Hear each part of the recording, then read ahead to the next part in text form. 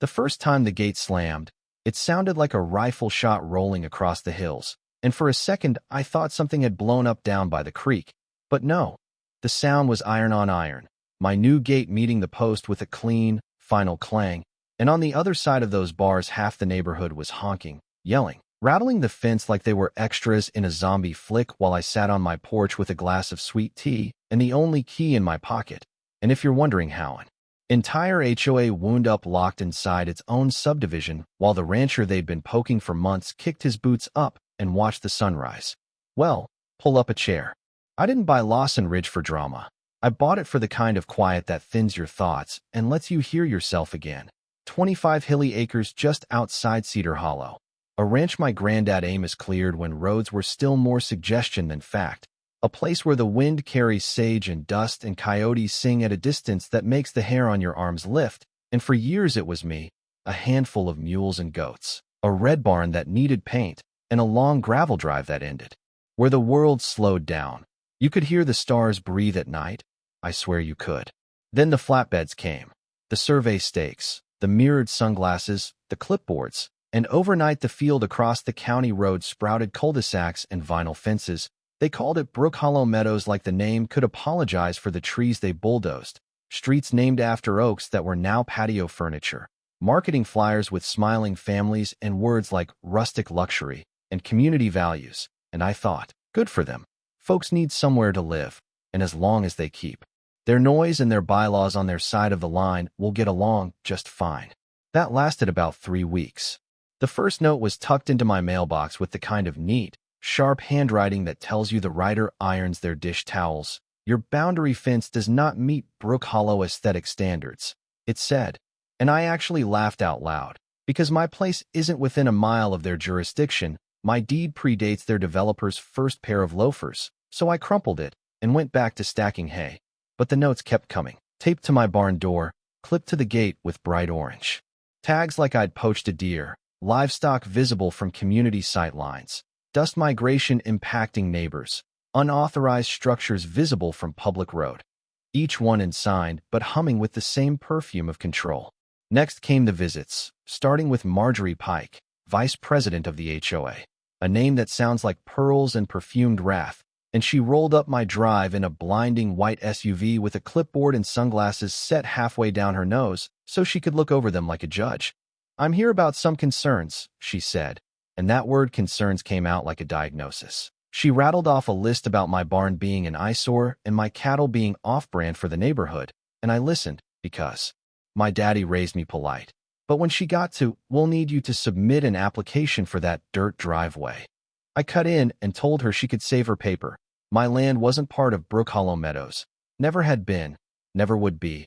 I nodded toward the county line staked by the ditch and said, kindly as I could, "Your rules stop there, ma'am." You'd have thought I'd slapped her with a feed sack, but she pasted on a smile and said she'd be back. And she was, twice more with other board members, each one waving copies of the bylaws like they were the U.S. Code, and I kept pointing at the same stake in the ground while we stood on the same dirt that's been Lawson dirt since the Depression, and I figured that would be the end of it. Then I got a violation notice by certified mail, the kind with a green card you have to sign for like you're receiving a court summons. Failure to maintain approved landscaping, unlicensed livestock operations. A fine due immediately, and the letter listed my place as Lot 22, Brook Hollow Meadows, which would have been adorable if it wasn't insulting. I sent it back with a note from my attorney saying, in legalese, knock it off. And for a minute, I thought common sense might win. The morning I heard hammering in my east pasture, I figured my neighbor's boy was fixing fence, but when I crested the rise with a coffee in one hand, I saw a gleaming new chain link slicing my land in half like a knife, barbed wire twinkling in the sun, bright white signs every 50 feet. Private property, Brook Hollow members only. And there, on my soil, directing a crew like a general, was Marjorie Pike, in tennis whites and a visor, pointing where the gate should go. I swallowed the coffee. Wrong, and almost choked. "What in God's name do you think you're doing?" I said, walking straight up to her, so the dust from her shoes landed on mine. She didn't flinch, just lifted the clipboard like a shield.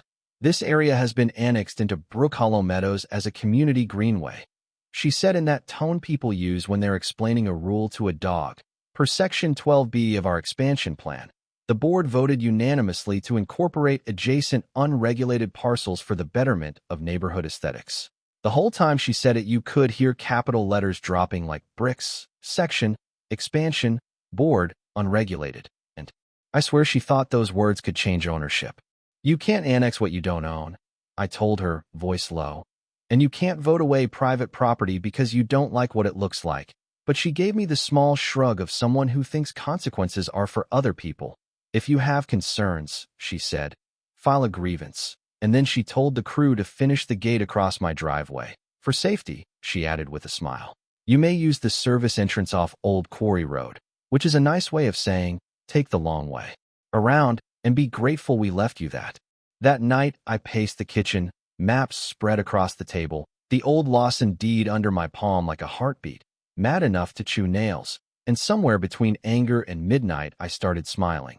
Not because any of this was funny, but because you only get pushed into a corner if there's a corner, and turns out my granddad Amos Lawson didn't leave me one. He left me a door. We keep our history in this county the way we keep our tools, oiled and near at hand if you know where to look. So I drove into town and sat with a clerk who knows me by the sound of my boots, and after an hour in a back room that smells like dust and toner, I found it. An easement recorded 83 years ago in Amos's tidy script, establishing permanent Lawson control over the trails and wagon roads crossing our ranch. The same paths a developer paved over when Brook Hollow threw its first cull. DSAC party, and in 3 dry sentences my granddad had handed me the lever to move a mountain. The only 2 entrance roads to Brook Hollow lay across my easement. They weren't public, they were permissive, and permission can be revoked. I called my friend Gus Harlan, a surveyor who's so retired he only works when it'll make someone honest. We walked the line 3 days with a GPS unit that could measure a gnat's toenail, set stakes on the true boundary, took photos of that HOA fence where it jumped 6 feet into my pasture, documented the posts they sank in the stream buffer like it was a trash pickup. And when Gus was done, he handed me a stack of plats and said, they're not just wrong, Hank, they're loud wrong, which is an official term among men who hate sloppy work. Here's where it gets practical, because anger will get you to your truck, but paper gets you the steering wheel. I filed for permits to install a perimeter security fence and controlled gates pursuant to my easement rights, wrote the language like a mirror, so it sounded a whole lot like their handbook. Uniform appearance, safety, neighborhood character, and I served Brook Hollow Meadows with formal notice that their chain link was trespass and would need to come down. Then I hired a lawyer who enjoys accountability the way a dog enjoys a bone, and we prepped a lawsuit I hoped I wouldn't have to file, but was ready to swing if they made me. Folks online would later call it Operation Blackgate, but back then it didn't have a name. It was just work, setting 8-foot iron panels in concrete, bolting keypad gates at both subdivision entrances, hanging cameras that see better than hawks, the kind of hardware you use when you're serious about boundaries. And while we assembled this silver-black spine around their streets, residents slowed their SUVs and stared, some filming, some mouthing questions, and when Marjorie stomped up, demanding to know what I thought I was doing, I handed her a copy of my permit packet. Improving neighborhood aesthetics, I said, and I kept a straight face until she turned purple. On the morning the gates went live, the world in my end of Cedar Hollow was unusually musical. Birds, wind, a faint chorus of horns. And when I stepped out with my coffee, I saw a line of cars nose to tail at the main exit, parents tapping steering wheels, delivery vans trying to figure out which way is up, a yard service trailer jackknifed in the panic. And at the head of the line was Marjorie, pacing, phone glued to her ear, gesturing at my hardware like she could shame the bolts loose. The sheriff's cruiser rolled up at a lawman's pace. Sheriff Cole Ramirez stepped out and tipped his hat. We've fished together. He taught my nephew how to throw a lariat. He's about as steady as a fence post in cement. Marjorie met him halfway with a stack of papers and a performance. Unlawful imprisonment, public road, emergency access, and Cole listened with a patience I envy. Then he motioned for me. I handed him the easement, the survey, the permits, the notices. He flipped through, nodding, and finally said the sentence that changed the neighborhood's posture. Miss Pike, this gate sits on Lawson property. Always has. He tapped the easement. And this was never dedicated to the public. He's within his rights so long as emergency services get through. Marjorie sputtered something about annexation authority, and Cole gave her the look men give when a fish insists it's a bird. "You can't vote away someone else's land," he said, and that was that. For 3 days, I kept the gates closed while the paperwork settled and the temperature of the situation dropped from boil to simmer. 3 days where school buses idled and then U-turned, where Uber drivers pinged the pin and then canceled, where trash cans baked in the sun and a dozen HOA Facebook warriors discovered that comment sections don't open locked gates.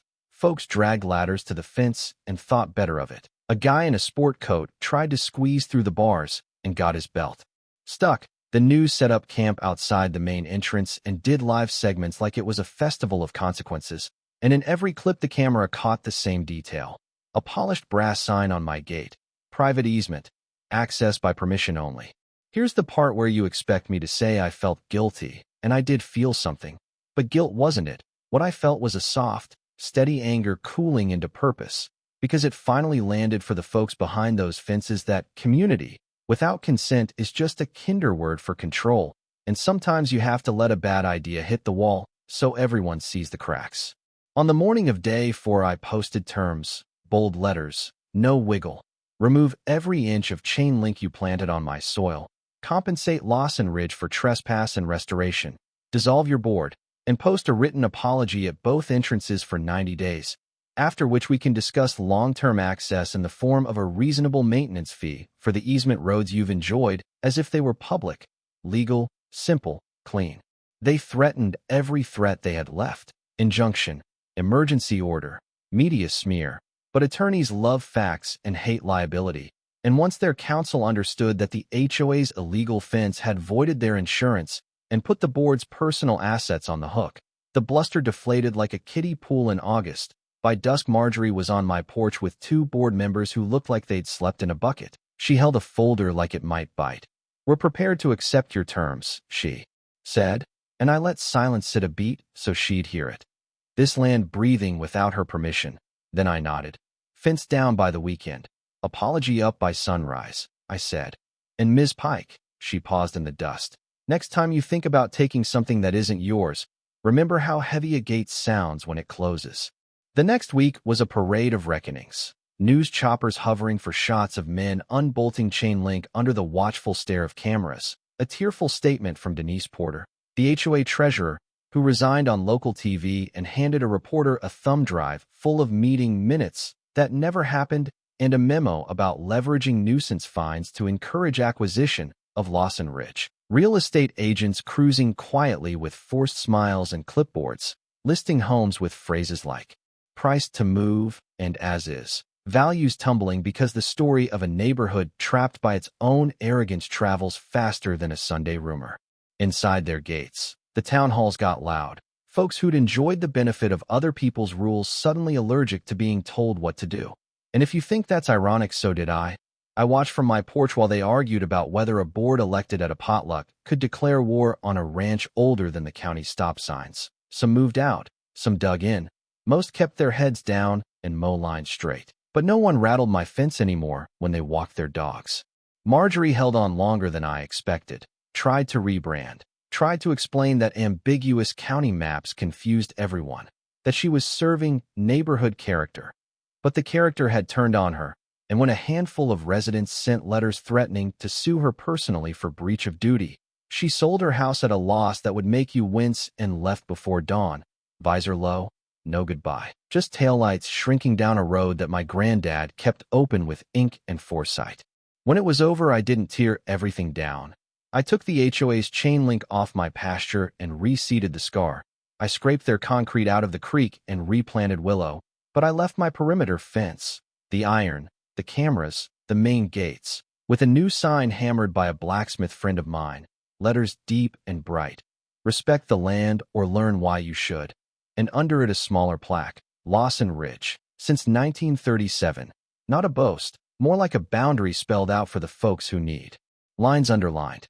Life settled back into its old rhythm. Mornings with the sun catching the barn roof I finally painted, afternoons fixing what time loosens, evenings on the porch listening to crickets warm up, every now and then a brave soul from Brook Hollow. What's left of it? We'll walk up polite and ask about a gate code for a moving truck or a delivery. And if they've been decent through the mess, I'll punch it in without comment. Because a lesson doesn't need to be cruel to be remembered. It just needs to be clear. I get asked what I learned, and I say this: land remembers, and paper matters. And if you think the words "for the good of the community" can bulldoze a deed held by a family who's buried in that dirt, you don't understand community, you understand convenience. My granddad didn't write that easement to start a fight. He wrote it because he knew that fences aren't just about keeping things out.